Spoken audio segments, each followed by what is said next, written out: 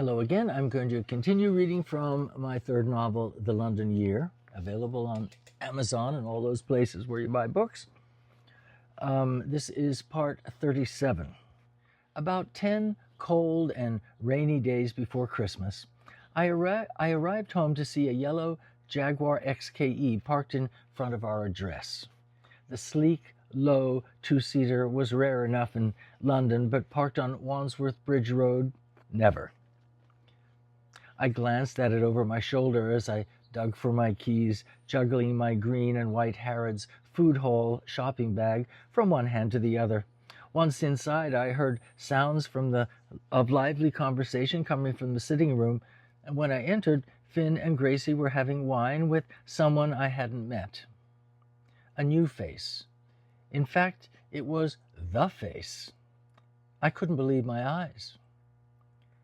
"Terry, this is Sebastian," Gracie said as I put my bag on the dining table, barely able to keep my eyes off the visitor.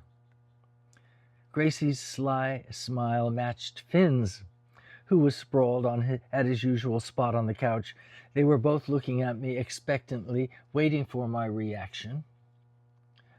"Yes, it is," I replied, sounding oddly unsure. Actually, I was speechless. Of course, I knew who he was. Everyone in London, maybe all of England, would have recognized him, if not by name, then certainly by his unusually handsome face and truly remarkable opal eyes.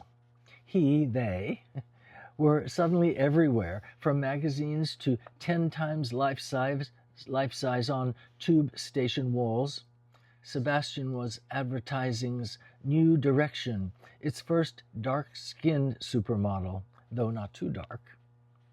He was a Londoner of West Indian Jamaican extraction.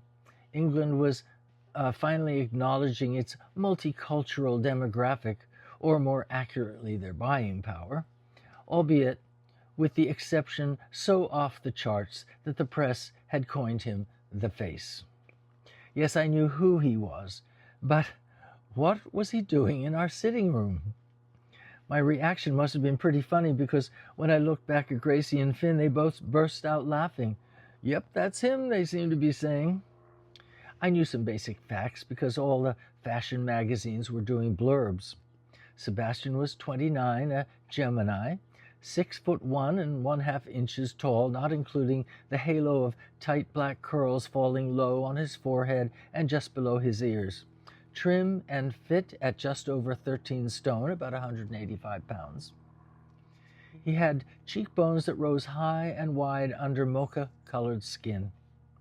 What made the stories more interesting, indeed more surprising, more than just about a pretty face, were the reports of Sebastian's business acumen. Defying stereotypes, he seemed to have clever entrepreneurial fingers in a variety of business pies, the most recent being the launching of his own modeling agency, favoring people of color. He was a trailblazer, and everybody wanted to know more.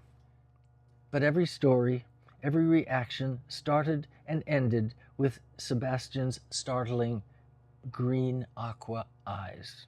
When he smiled, which he was doing now right at me, with a wide mouthful of pearly white teeth, I was left literally speechless.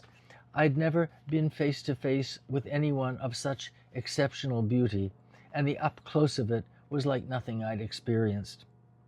"Harrods" were Sebastian's first words. He eyed the bag on the table behind me. "I love that store." "Terry works there," Gracie said. Did I detect a note of pride? "In the food halls," added Finn, jumping up to take the bag into the kitchen. "Let's see what we've got today." "Just cheese," I said, "nothing glamorous." "Sure it is," said Sebastian, extending his hand. "It's Harrods. You work there." "Nice to meet you, Terry." "You too," I replied, still at a loss for words. "So I guess you're wondering," Gracie began. "Yes, I am," I exploded, unable to contain the suspense any longer. "You were on the 22 bus I took to get here. I mean, your picture was on the side of it." "Yeah, that's a new campaign."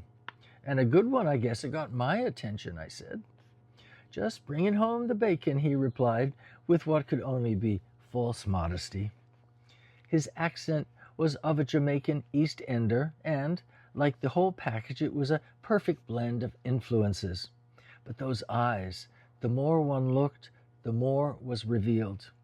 Amidst the bright Caribbean azure, they were flecked with hazel, green, and gold. And no, it wasn't a trick of advertising photography, I realized.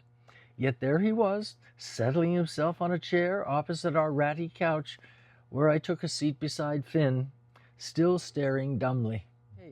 So I'm going to stop there. We'll continue with part 38 in a minute. We get to know Sebastian and why Sebastian's in this story.